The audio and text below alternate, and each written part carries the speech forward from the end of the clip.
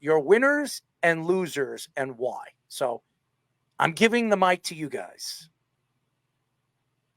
All right, well, I'll start with a winner here. For me, the Pittsburgh Steelers have won this entire offseason, and they just capped that with the draft. You get Russell Wilson for $1 million. That's almost like we were talking about, the value of having quarterbacks on their rookie deals. Well, that's unless you get, former Pro Bowl quarterbacks to sign for $1 million. The Broncos the Steelers are paying Russell Wilson less this year than the Raiders will be paying Brian Hoyer, who is retired. He's like my age. But going into the draft too, I think fautanu, if you could probably circle one player before the draft started as, the dream scenario to be there without having to trade up, he would be it. As the second round, Zach Frazier ended up falling there. And, Roman Wilson, who they took with their first third-round pick, would have been a fine pick in the second round as well. So they get both of them. They get Frazier in the second. They get Roman Wilson in the third. And then they got Peyton Wilson at the end of the third round. Peyton Wilson the guy's probably a late first-round pick if he didn't have the medical concerns and he had a couple other off-the-field things that happened. But again, late in the third round, you're getting a great player for, almost nothing. And if he only plays 3 years, well, you might have won a Super Bowl by then. So you'll take that. And then even going into day 3, Mason McCormick, I know a lot of people had him late in day 2. I thought that he probably should be a solid 4th round pick. I don't know if he has as much position versatility as everybody else thinks he does, but I thought that was a really solid pick, and they really solidified that offensive line with this draft. And then, Ryan Watts probably be a good special teams player for them for a long time. He's really athletic. And Logan Lee, he'll probably have to put on a little bit of weight, but, you look at, some of the best sort of moldable late round 5 techniques. I think Logan Lee was worth a shot in the 7th round as well. And then they signed Beanie Bishop even as an undrafted free agent, who I thought was a little bit underrated. I thought he was probably worth a 5th round pick, and they got him without even having to draft him. So for me, the Pittsburgh Steelers won the entire offseason, and they had the best draft of any team in the NFL. I shouldn't have let you go first because that's almost exactly what I was going to say. So yes. I'll just jump in and say I wanted to really hone in too on the Logan Lee pick. I think that's a really synergistic fit for Pittsburgh. I mean, that he is a Pittsburgh Steeler. Maybe it's because the uniform looks exactly the same from college to now into the NFL. But that's exactly the type of, big 5 tech guy that kind of moves around the line that Pittsburgh loves. And they've hit on guys in recent draft classes too. I mean, I loved Keanu Benton coming out. He looks like he's going to be a long-term contributor there too. We don't know how long Hayward's going to be there. So they're already kind of restacking the cupboard, if you will, on the defensive line. Roman Wilson, they once again nabbed a very talented day 2 wide receiver, except this time it's not a head case or diva. So I really like the Roman Wilson pick. Everybody talks about the Peyton Wilson pick. I like Roman Wilson as well. So I think that's a really good fit. I think they're stacking draft classes, and I really like what they did. We'll see kind of what direction they have to go in 2 or 3 years, because I mean, this is always the case with Pittsburgh. They haven't picked in the top 5 in like a half century, but they're going to have to figure out franchise quarterback long-term at some point here over the next couple of years, maybe not necessarily 2025, but that day is coming. And if they keep drafting this way, they're going to be able to use draft capital if they have to get the right quarterback, because the pieces are going to be in place. I really like what they did just overall up and down, literally every single pick.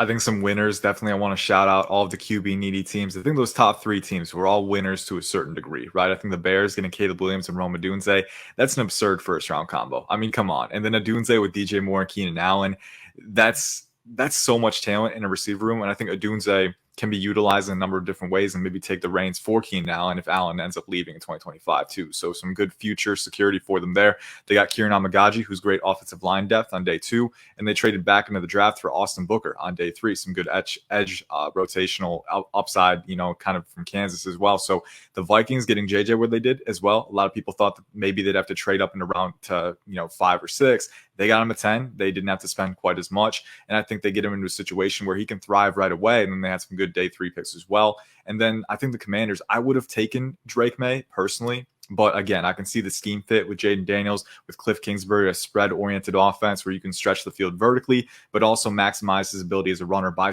spreading the defense thin too. And then on day 2, getting Johnny Newton, Mike Sainristil. I mean, come on, Johnny Newton and Dan Quinn's scheme with that alignment versatility. If medicals didn't factor in, he would have been a top 15 player for me. So I love that fit. Explosive, flexible, really good hands, really good speed to power as well. He can rush from 5 tech as well, and he's got the ankle flexion to win outside the arc at 5 tech. So pretty insane talent to work with. Mike Sanders still very intelligent, physical nickel defender who's got some versatility as well. And they got Ben Sinnott, who's my tight end too, top 50 player too. So loved that fit. And then I think the Patriots getting Drake May, who was up there in that tier with Caleb Williams for me. I was a big fan of him as a prospect. I think the athleticism, the arm talent for his size is really uncanny. And the flashes of anticipation, DB manipulation over the middle of the field are very, very promising. He has a situation where he's not pressured to start right away with Jacoby Brissett.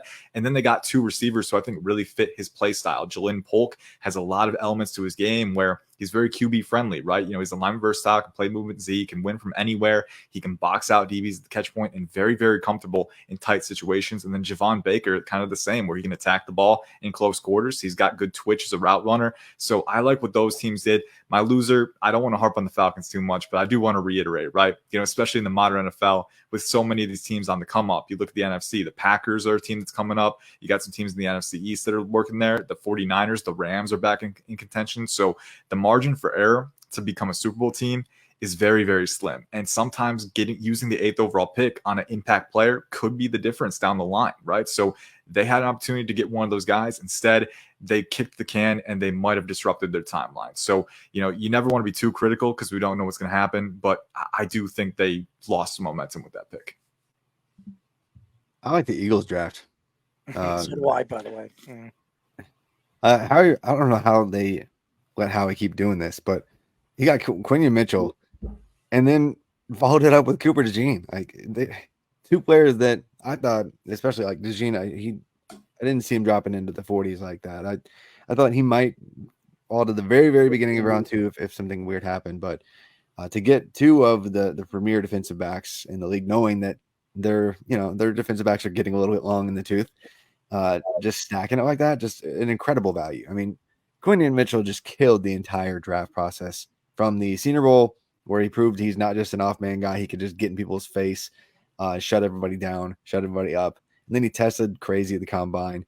And throughout every turn, he was just like, hey, I might be just some guy from Toledo, but I'm a worthy first-round pick, and looked very much the part throughout the process. And then Cooper DeJean, just kind of an amazing versatile athlete. And another guy, I want to see them give a shot at some punt returns and kickoff return stuff just because he can. But really, it's just I thought those 2 first picks were incredible, and then stacking up some value later. They didn't really need to overspend at wide receiver given who they already have in AJ Brown and Devontae Smith, but there was a clear need in the 3rd spot, and they didn't hesitate to fix that with 2 very, very different players in Anais Smith and Johnny Wilson. So I like both those fits to kind of give them some different looks on their offense. Anais Smith being about 5'9", Johnny Wilson being about 6'6". I just laughed out loud when I saw Wilson taken. Because I was like, how are you drafting those two players pretty much back to back? So different. But Anais Smith, another electric return kind of option for them. So I just feel like Howie every single year just follows where the value takes him. They traded, I don't know how many times, 9 times or something crazy, adding value. So really just thought that they not only won this draft, but future drafts as well with the way that they kind of made some moves. So he just stays one of the best GMs in the business. So really impressed by his draft. Loser that might not be evident today, but might be in the near future, the Giants. doubling down, tripling down on Daniel Jones. So good luck with that, man. Two touchdowns to six interceptions and 30 sacks in less than 6 games last year. And they're hoping that he's going to bounce back. Maybe having some weapons to throw to in Malik Neighbors works out for them. But man, that's going to be interesting. I did like a couple of their picks later on. I like Tyler Nubin. I like Theo Johnson, especially given that they're going to have to be replacing Darren Waller before we know it, regardless of whether he retires this offseason or not. But yeah, I just felt like they had the opportunity to take a swing, and they did not. So that might come back to bite them. Can I defend the Giants? Go ahead. I think so. I'm going to defend the Giants a bit here, and it's not that they had a great draft, but at least when I look at their picks, I'm like, that's a good player. That's a good player. Newman's a good player. Drew Phillips, I liked a lot of the picks. It's just And people gave him a lot of flack for taking Jones as high as they did, and that was obviously a miss. But the other side of that was you should have taken the late Dwayne Haskins, and well, they were right about not taking Haskins as high as he was projected to go in that draft. So at least they're sticking to their guns, even though it has not worked out for them. And so if you looked at this class as a 2 quarterback class and you couldn't get obviously Caleb or Maye, then just take good players and take a swing at some point next year. And I don't know, maybe people don't like next year's class, so we'll see how that ends up, but plenty of time for that to actually take shape. So at least they didn't panic. So I can't call them a loser because they didn't do many panic picks. So my loser, I think the Giants are just kind of middle of the pack based on how that all turned out, because they didn't panic pick as a result of not getting their quarterback. My loser, since I kind of echoed my winner with the Steelers there, I did not like the Dolphins draft. I mean, Chop Robinson, I think, is a fine pick in the first round. That's the round where he was projected to go, as far as I'm concerned. The just twitched up, juicy edge rusher. So fine. I should, that's phrasing. Anyway, I really don't like Patrick Paul. I just don't. There's raw, and then there's just, you look like you have tools, but it really just never comes together. I think that was a reach. Jalen Wright is a great player, but how many 5'10" fast running backs are you going to have when you have so many other needs on your team? I mean, at the end of the season, their pass rush for the short and long term basically evaporated with the injuries that are going to impact long term Phillips and then Chubb. They lose Wilkins. I think that defense takes a huge hit over the next couple of years, and you get Chop, which is great. But then after that, I mean, on day 2, you're taking Patrick Paul, and then round 4, you're taking Jalen Wright. I just think the defense is going downhill quickly, and they really only addressed it with 1 pick and then a couple questionable picks thereafter on the offensive side of the ball. Kamara, I like the motor, fine player, but ideally that's a rotation guy in the NFL, I think. Malik Washington, of course, fits right in with everything else they do on the outside, so you get that. But I just feel like they were left almost hemorrhaging on defense, on the defensive front after the way that last season ended for them. And they only took Chop and basically nothing else. And then I didn't really love the players they took on the offensive side of the ball thereafter either. So to me, that's a loser. All right, Lance. I've got so many things to take away here. First off, the Steelers did have the best draft. I love the way they've rebuilt that offensive line. You get Fautanu, you get Zach Frazier, 4-time state wrestling champion, by the way. So this dude plays with leverage and just a brute force level of balance. It's amazing. But you go and get Mason McCormick in the 4th round. Love that a lot. But you got to let's see. Let's do Philly next, because I agree with was it Travis that was talking about Philly? I think so. I loved what Howie Roseman did, but you have to go to Eric DeCosta and the Baltimore Ravens, because how does that guy just continue to let the board fall to him and take the best player available that's always at a position of need, and they just continue to build this roster? I wasn't a huge fan of the Wiggins pick because I think he's just not physical enough for that Baltimore Ravens defense, but you need a right tackle, and you go get the right tackle that started for a left-handed quarterback in Roger Rosengarten, Denver guy, by the way. You get him in the 2nd round. You get Adisa Isaac. How he fell as far as he did to get to the 30th pick of the 3rd round, that's huge. You get Devontae Walker, a deep threat to add to that offense. TJ Tampa, most had as a top 50 pick. Rasheen Ali, versatile running back out of Marshall.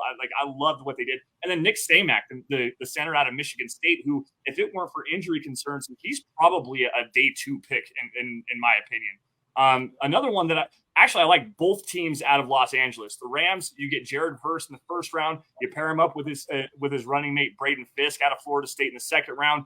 You get Brennan Jackson, another high-level 5 technique or 7 technique edge defender out of Washington State. You add Tyler Davis. I mean, you needed to add pass rush versatility to this team. And the Rams just sat there and let the board come to them again, and they took great value all the way through. And then the Chargers, man, you get Joe Alt at number 5 overall. They needed another tackle. They're probably not going to move Rashawn Slater from the left side. They'll just start Joe Alt on the right side. Then you get Ladd McConkey to build that wide receiver room. Junior Colson, the linebacker out of Michigan, Jim Harbaugh's dude.